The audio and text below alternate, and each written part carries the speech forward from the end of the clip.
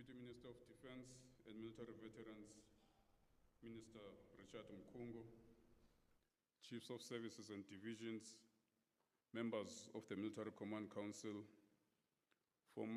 former Chief of the South African Navy, Vice Admiral Mudimo, retired, and Mrs. Mudimo, generals and admirals, both serving and retired, members of the Navy Command Council, members of services and divisions, councils, commanding officers of bases, ships, and units, members of the Fleet Command Board, commissioned officers, both serving and retired, Master-at-Arms of the South African Navy, Senior Chief Warrant Officer Molefe, non-commissioned officers, both serving and retired, CEOs and captains of industry, friends of the South African Navy, members of our renowned South African Navy Band, my pillar of strength and beautiful wife, Noklandi,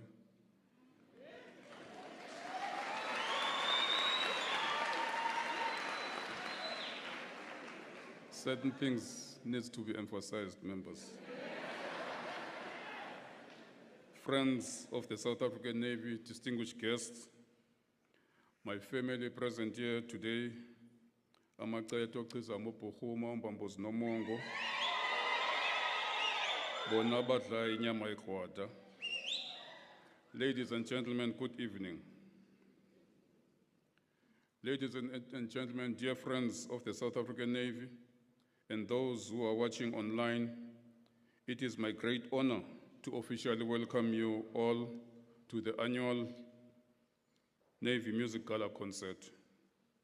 This concert showcases how the music and glamour unite people in an enjoyable evening, and once again, hugely supported by all of you present here this evening. Before I even go further, I need to mention that this Navy choir that is about to mesmerize you with their beautiful voices, with the support of the Navy Band, are the renowned champions of Chief of the South African National Defense Force Choir Competition 2025.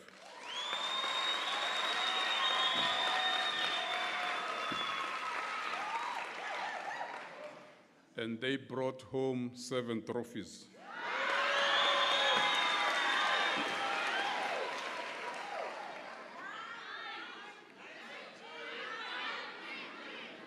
You will agree with me when I say music plays an immense role in achieving the most important objectives of any armed forces, which is to keep the morale of the young men and women high.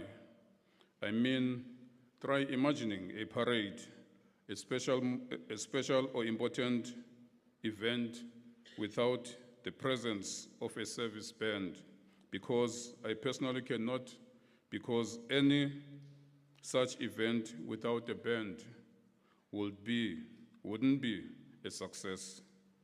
These musicians are from different backgrounds, units, and speaks different languages, but under the guidance of a conductor, all those differences do not matter, as they appear to speak in one voice called music, and it is understood universally. I also would like to acknowledge the outstanding achievements of our awards recipients. Each individual has demonstrated exceptional dedication, skill, and service in their roles and talents. Congratulations, and may you continue to perform above average and remain dedicated to the cause and keep growing your talents. Ladies and gentlemen, as we have also witnessed, we didn't only honor the remarkable achievements of our naval members, but also the incredible spouses who stand by us as servicemen and women.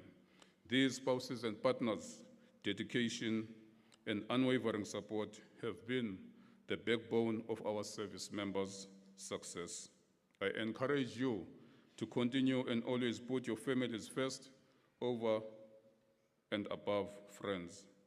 Do not allow imbuku and cockroaches to get into your kitchen and dining tables, if you understand what I'm saying.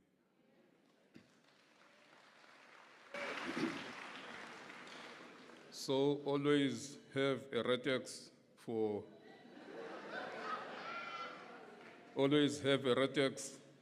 imbuku that intend to disrupt your marriages and trying to make your kids grow without a father or a mother. Over the years, you have provided emotional strength, stability, and encouragement, allowing your partners to focus on their missions and commitments. Your sacrifices and resilience have been playing a crucial role in the lives of your loved ones within the naval community. Thank you for your love, support, and the countless ways you contribute to the strength of our Navy. We recognize and appreciate you for all that you do. Ladies and gentlemen, yesterday I hosted the Chief of the South African Navy Prestige Charity Ball, and I called for all that were in attendance to not ignore what is currently happening around the world, especially within our country. As a South African citizen, you cannot afford to be ignorant on the current affairs and the state of our nation. As a parent, you cannot find yourself not being concerned about the future of your child or children. As Chief of the Navy, I am entrusted in providing mission-ready and capable Navy that must be able to patrol and keep our country's territorial waters safe. In order for my fellow South Africans to feel safe and enjoy the resources and wealth that is found in our oceans. Let me put it in simple way for ease of understanding for any ordinary South African. The point I want to bring across is that the South African Navy is not just a military force. It is a protector of our sovereignty, our maritime resources, and our citizens. Like what our former president and Commander-in-Chief, Dr. Nelson Rolihlahla Mandela, said during the International Fleet Review conducted in Cape Town on 5th April 1997, and I quote,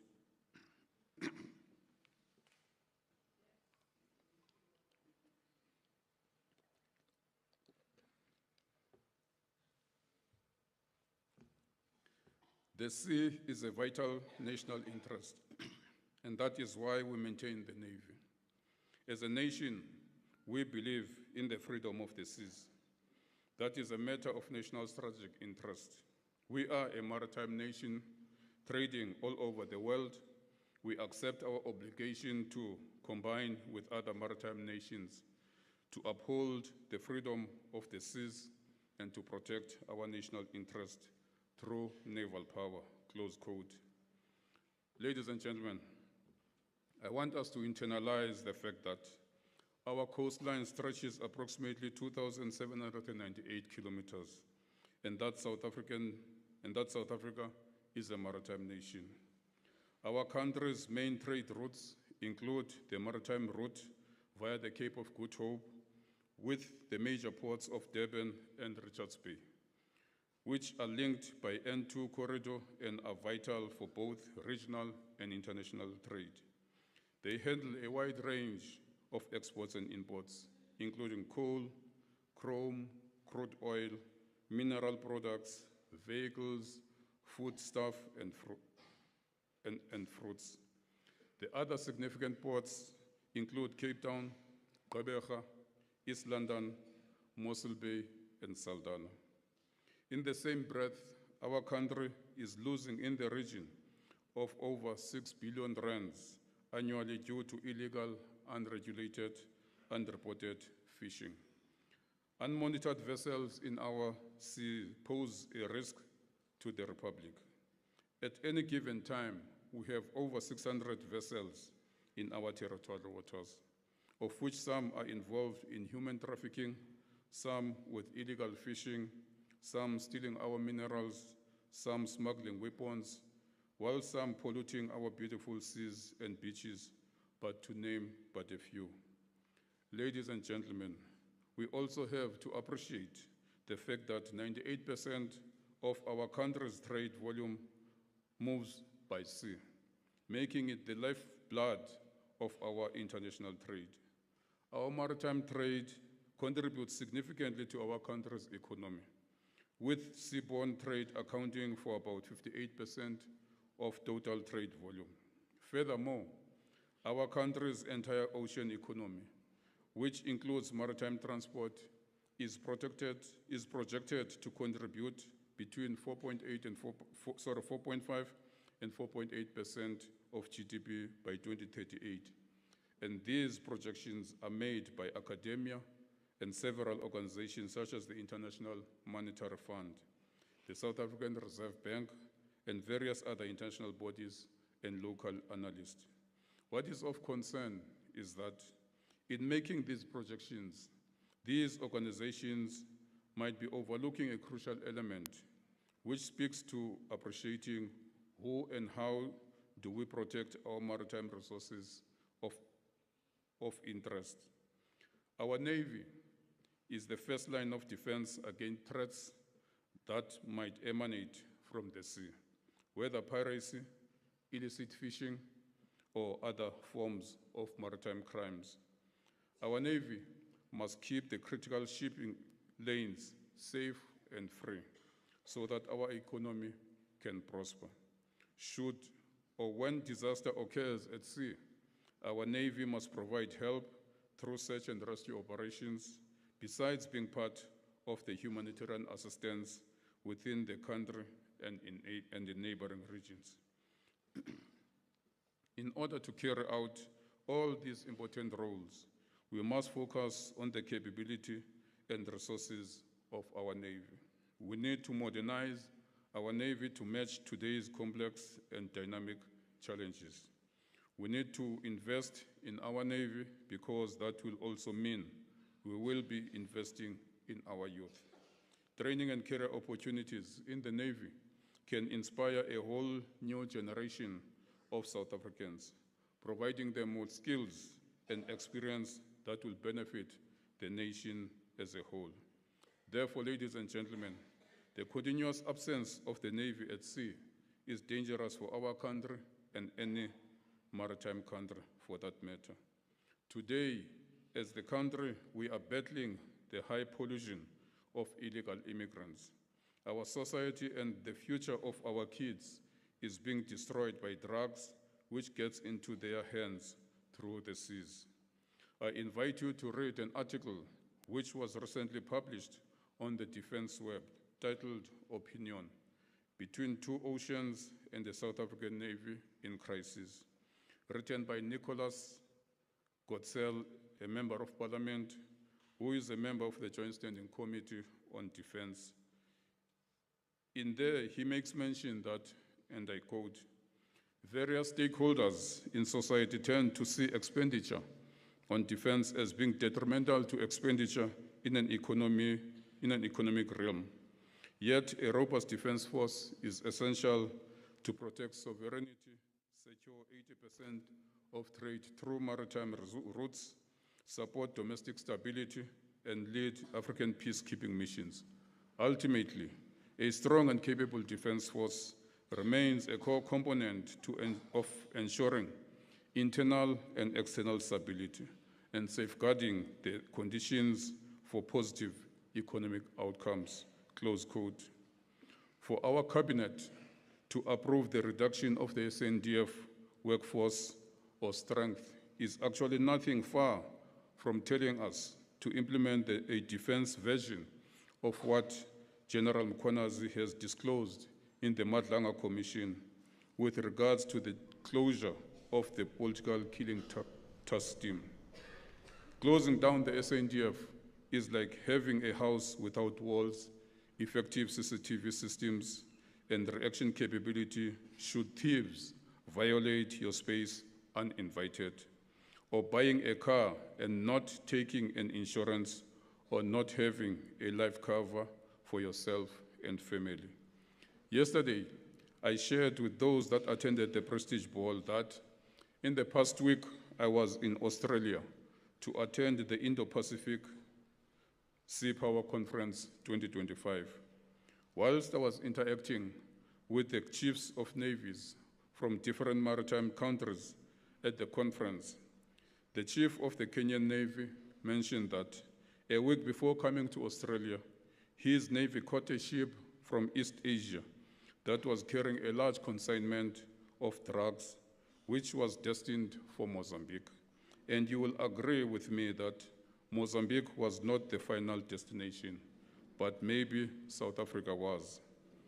The Philippine chief also brought to my attention the fact that on a continuous basis, they arrest ships carrying drugs whose destination is Southern Africa. So what I am stressing is that our prolonged absence at sea due to non-availability of serviceable ships and submarines, all because of under-resourcing of our Navy, should concern you as fellow South Africans. I often find myself questioning whether those responsible for making significant decisions, particularly regarding the funding of our defense force, if they may be directly or indirectly influenced by these drug cartels, illegal traders, maritime criminals, and human traffickers.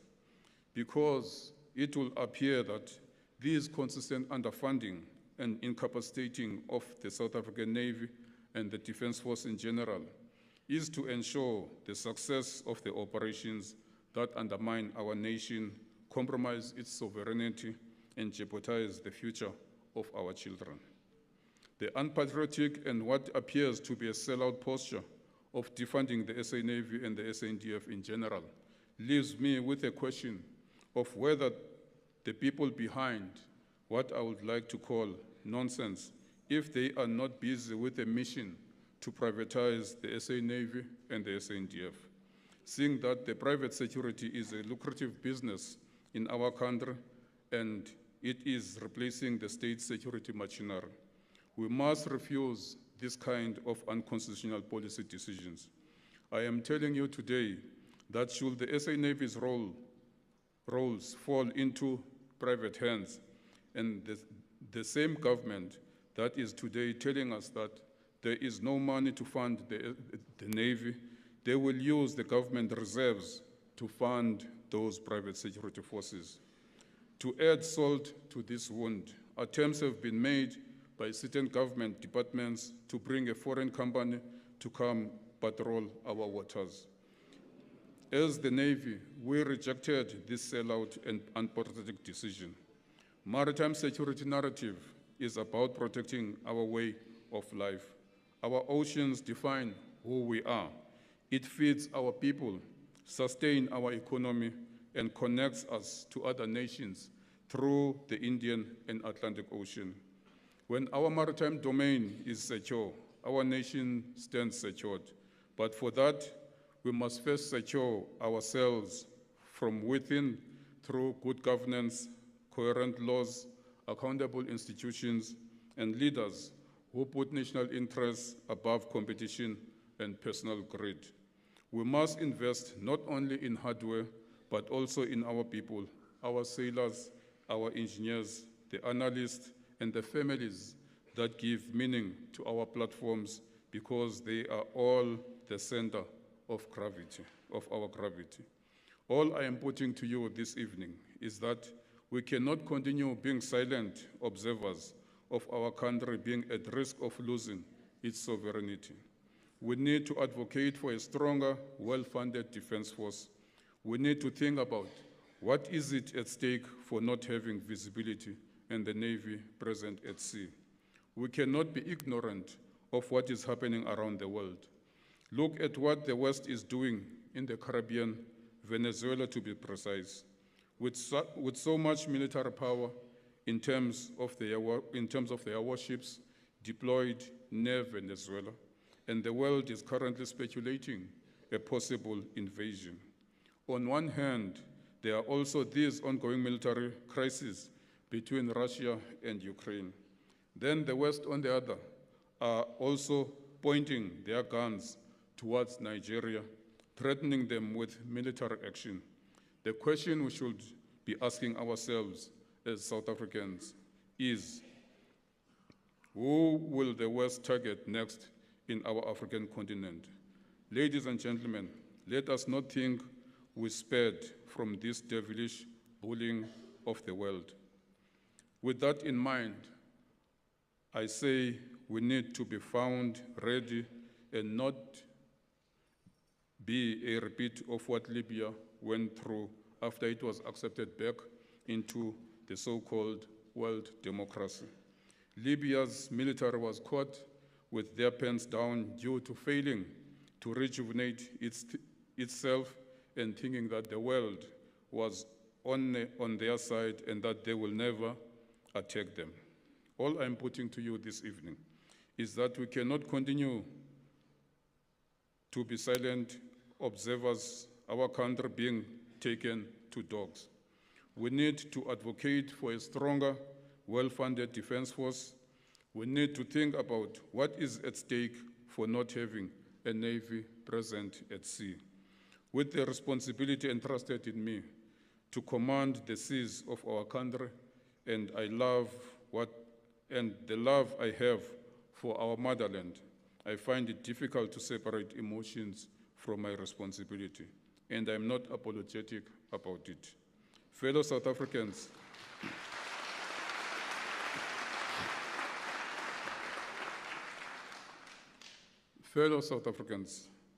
I would like to leave you with those few words to internalize, ponder on when you go to sleep tonight. As you lock your gates and doors in preparation to go to bed, ask yourselves, is our seas safe? Ask yourself if you are comfortable with what is going on in our country. Ask yourselves if the future of your children is in good hands or not. Before I close, I want to make mention that I regard my job as a calling, as I have been serving the people from the tender age of 17, and to this day, after 40 years, I regard serving the people and my country as the only thing I know best.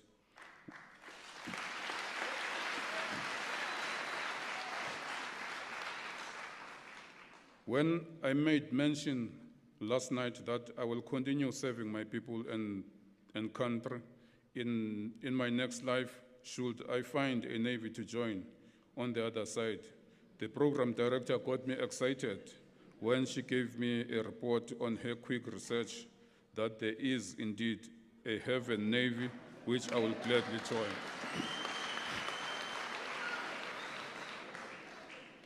In closing, let me take this opportunity to thank the program director, Captain Mahlangu. Thank you very much for the professional and exceptional execution of your responsibilities as the master of ceremony for this important event in the Navy calendar. To the acting public relations officer, Commander Madiba, Misor Mabina, and your team, well done, and thank you for the good work that went into the planning, organizing, and execution of this beautiful evening.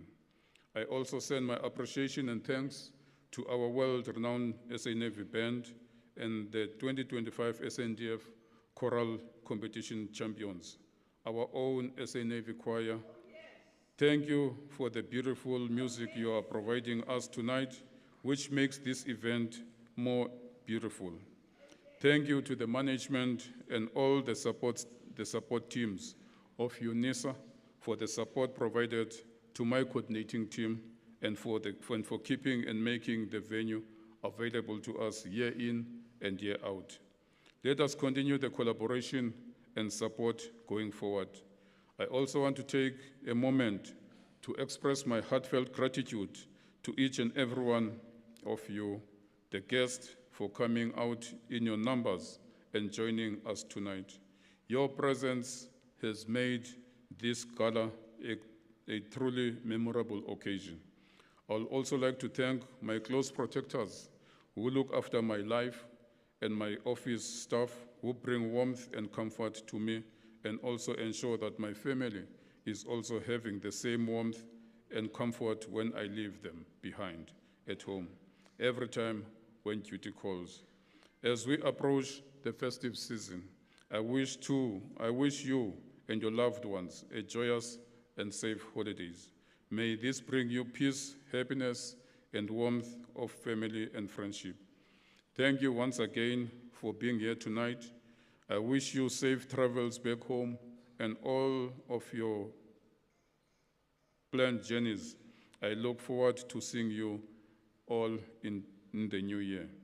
Our untouchable music director, Commander Matikizela, and the best choir conductor in the SNDF, our one and only Warrant Officer Twala.